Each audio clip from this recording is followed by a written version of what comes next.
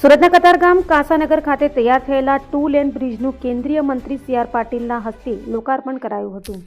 સુરત મહાનગરપાલિકા દ્વારા કતારગામ ઝોન વિસ્તારમાં રત્નમાલા જંકશન અને ગજેરા જંકશન પર ઈપીસી પદ્ધતિથી 4 લેન ફ્લાયઓવર બ્રિજની કાસાનગરથી અમરોલી જતા એક તરફેના 2 લેન બ્રિજનું કેન્દ્રીય જળશક્તિ મંત્રી સી.આર. પાટીલના હસ્તે લોકાર્પણ કરાયું હતું. તો આ સમયે સુરતના મેયર દક્ષેશ માવાણી તથા પાલિકાના પદાધિકારીઓ, અધિકારીઓ, ધારાસભ્યો મોટી સંખ્યામાં હાજર રહ્યા હતા. આજે શ્રી રામચંદ્ર ભગવાનની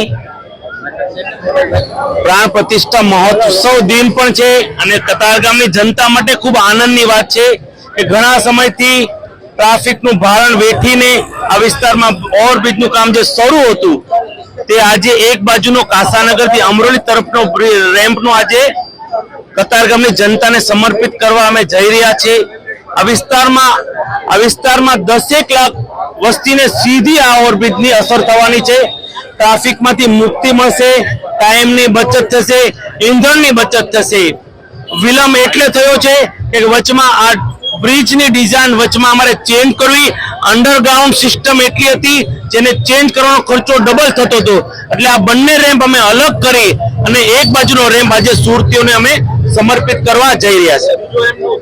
બીજો રેમ્પનો ઉદ્ઘાટન માર્ચ એન્ડિંગમાં અથવા એપ્રિલના પહેલા વીકમાં અમે કરી દઈશું.